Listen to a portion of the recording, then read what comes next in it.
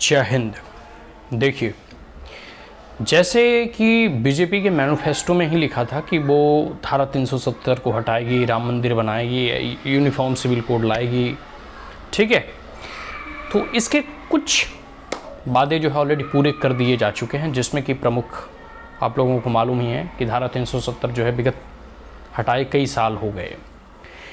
अब जैसे देखो, आज के दिन G20 की मेज़बानी भारत कर रहा है, तो डिफरेंट राज्यों में विभिन्न राज्यों के जो कह सकते हो ना कि दौरा जो है पूरे के पूरे जो है G20 की डेलीगेट्स या फॉरेन एम्बेसडर वगैरह जो होते हैं ना, वो डिफरेंट राज्यों में अभी भारत कैसा है, भारत की धरोहर और संस्कृति कैसी है, उसका एक परिचय जो है भारत अपने अनुसार देता है। तो भारत तो जो है पूरा का पूरा कह सकते हो ना कि भारत की अगर व्याख्या की जाए तो किताबों में आप लोग देखो बचपन से ये कविताएं पढ़ते होंगे कि उत्तर में रखवाली करता पर्वत राज विराट है, दक्षिण में चरणों को धोता सागर सा सम्राट है।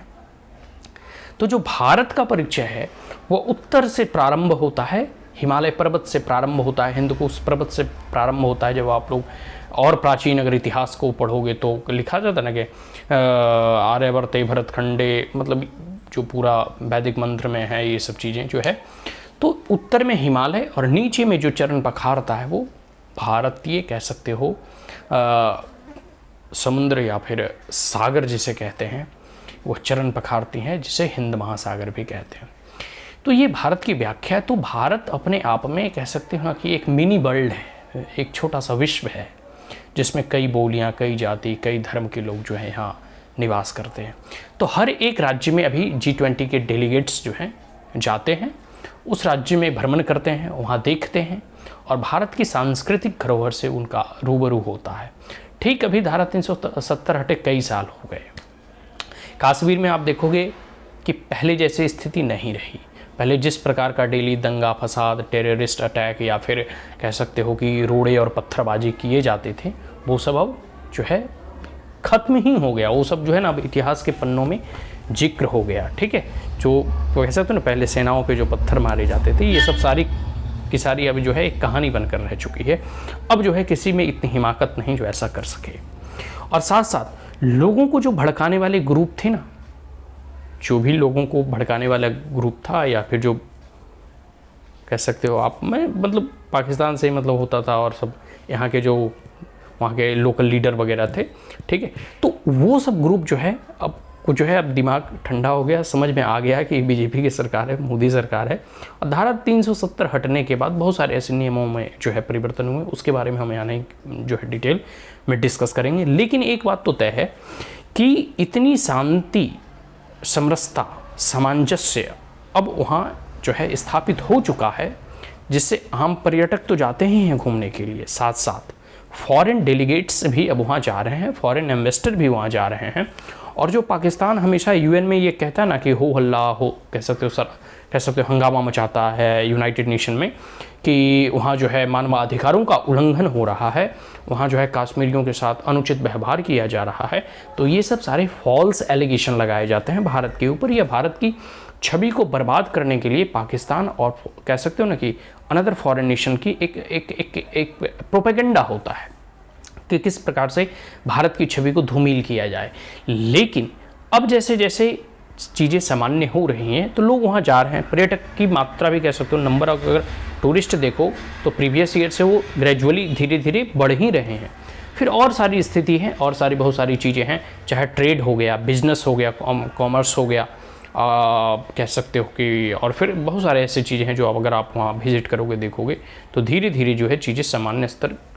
की तरह, जैसे आम जैसे राज्य हैं, जैसे यूपी, बिहार, झारखंड और जितने भी राज्य हैं, जिस प्रकार की शांति, समरसता और समृद्धि इन राज्यों में बढ़ रही है, ठीक उसी प्रकार अब जम्मू कश्मीर में भी अन्य राज्यों की तरह भी वह भी जो है शांति और वहाँ भी समृद्धि होगा, ठीक है। बड़े बड़े इन्वेस्टर समिट किए जा रहे हैं। फिर जब फॉरेन डेलीगेट्स आएंगे वो देखेंगे, उन चीज़ों का जो है मूल्यांकन करेंगे कि अब यहाँ की कानून की स्थिति क्या है, क्या सही में जैसा पाकिस्तान के द्वारा एलिगेशन लगाए जाते हैं, क्या मानवाधिकारों का उल्लंघन हो रहा है, या ये सब जो बर्ताव किए जा रहे हैं कश्मीरियों के साथ, ये तथ्यात्मक है या फिर ये भ्रामक है, ये एक प्रोपेगेंडा है। तो इन चीज़ों को जो है जब फॉरेन डेलीगेट्स घूमेंगे, देखेंगे, वहाँ के लोकल लोगों से बात करेंगे, मिलेंगे, तो सारी चीज़ें जो है सामने आ जाएगी और सब चीज़ जो है दूध का दूध और पानी का पानी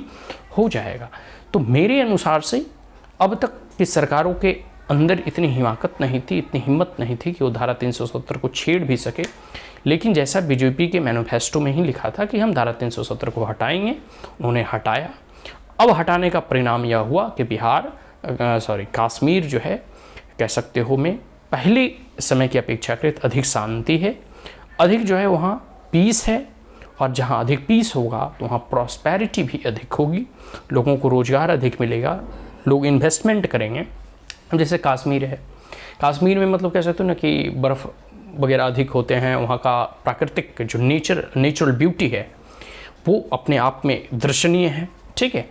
अब लोग जो है जैसे फिल्म शूटिंग वगैरह करने जाते हैं तो वहाँ जाएंगे, पर्यटक वगैरह जो घूमने जाते हैं, चाहे वैष्णो देवी हो या फिर अमरनाथ की यात्रा वगैरह हो, या बहुत सारी जो है कह सकते हो कि पर्यटक ऐसे भी घूमने जाते हैं, हनीमून मनाने जाते हैं। तो उस स्थिति में जब अधिक पर्यटक जाएंगे, लोगों को रोज़गार अधिक मिलेगा। और पर्यटन एक बहुत बड़ा कह सकते हो ना कि आय का माध्यम है, आय का जरिया है। ऐसे राज्यों में जो कह सकते हो कि जैसे हिमाचल प्रदेश हो गया, या फिर उत्तराखंड हो गया, या फिर ये जम्मू कश्मीर हो गया, जो भी पहाड़ी और पर्वतीय क्षेत्र हैं, ठीक है। और कश्मीर तो अपने आप में जो कह सकते हो ना कि एक मतलब कह सकते हो कि स्वर्ग है वो। तो उस स्वर्ग को जो अब तक नर्क बना रखे थे लोग, कह सकते हो कि कुछ पॉलिटिकल पार्टी के लोगों ने, और कह सकते हो कि जिसमें कि फॉरेन षड्यंत्र, अंतर्राष्ट्रीय षड्यंत्र भी सम्मिलित थे, वो अब सारी की सारी चीज़ें हट चुकी हैं। एक सशक्त लीडरशिप कैसा होता है, ये मोदी जी से कह सकते हो ना कि समझा जा सकता है कि इनके नेतृत्व में धारा 370 हटाने के बाद किस प्रकार से कह सकते हैं ना कि जो एक पूर्वजों का जो है, या बीजेपी के जितने भी बड़े संस्थापक या बड़े लीडर, या फिर कह सकते हो कि उनका जो एक नारा था ना कि एक राष्ट्र, एक विधान, एक संविधान, ठीक है, उन्हीं सिद्धांतों का और उन्हीं लक्ष्यों का और उन्हीं के ड्रीम को जो है मोदी जी ने फुलफिल किया। अब पूरा का पूरा राष्ट्र अखंड राष्ट्र है, अखंड भारत है, जिसमें कि एक संविधान, एक नियमावली है, सभी के लिए वह बराबर है, और सभी भारत के, अविभाज्य भारत के, अखंड भारत के अभिन्न अंग हैं, अभिन्न हिस्सा हैं, और सभी के लिए अब जो है जैसे अन्य सामान्य नागरिक हैं, अन्य सामान्य राज्य हैं, वही नियमावली वहाँ भी लागू होते हैं। तो हम कह सकते हैं कि पूरी की पूरी स्थिति जो है पहले की अपेक्षाकृत अब सुधर रही है, ठीक है। और आने वाले समय में आप देखोगे, अभी तो G20 के डेलीगेट्स जो है वहाँ विजिटिंग करने गए हैं, इस पर कई जो है लोग अपनी अपनी बातों को, अपनी अपनी मतों को, अपनी अपनी राय को, जब वहाँ से वो लौटेंगे, वहाँ से घूम कर आएंगे, जब वहाँ से वापस होंगे, रिटर्न होंगे, तो वो अपनी बातों को भी रखेंगे। और ये जो है कह सकते हो कि वैश्विक पटल पे जो है चीज़ें फिर रिवॉल्व होगी, और ये न्यूज़ जो है फिर पूरे विश्व में जाएगा, क्योंकि जिस प्रकार से पाकिस्तान का प्रोपेगेंडा भारत के अगेंस्ट हमेशा रहता है कश्मीर को लेकर, वो वास्तविकता में वैसा नहीं है। तो ये लोग जब वापस विजिट करेंगे तो फिर देखना इनका अपना एक नज़रिया होगा, अपना पर्सपेक्टिव होगा। एक एम्बेसडर का सुन रहा था, UAE का शायद एम्बेसडर थे, उन्होंने कहा था कि कश्मीर में अब पूरा एकदम जो है शांति है, समृद्धि है, यहाँ हम आकर इन्वेस्ट करेंगे, यहाँ आकर मॉल बनाएंगे, यहाँ आकर हम जो है बहुत सारी ऐसी चीज़ें हैं इन्वेस्टमेंट को लेकर, कॉमर्स को लेकर, ट्रेड को लेकर, व्यापार को लेकर। तो मतलब एक प्रकार से UAE एक मुस्लिम राष्ट्र है, फिर भी उनको लग रहा है कि नहीं, अभी जो है स्थिति सामान्य है, और पहले की अपेक्षाकृत यहाँ जो है अधिक शांति है, किसी भी प्रकार की कोई अराजकता नहीं है, कोई पत्थरबाजी नहीं है। तो ये सब सारी चीज़ें जो है मतलब कह सकते हो ना कि प्रमाणिक हैं। आप अगर जब कश्मीर आप जाओगे तो पहले की अपेक्षाकृत अधिक शांति, अधिक समृद्धि धीरे धीरे जो है वहाँ और बढ़ रही है। तो आज के लिए इतना ही।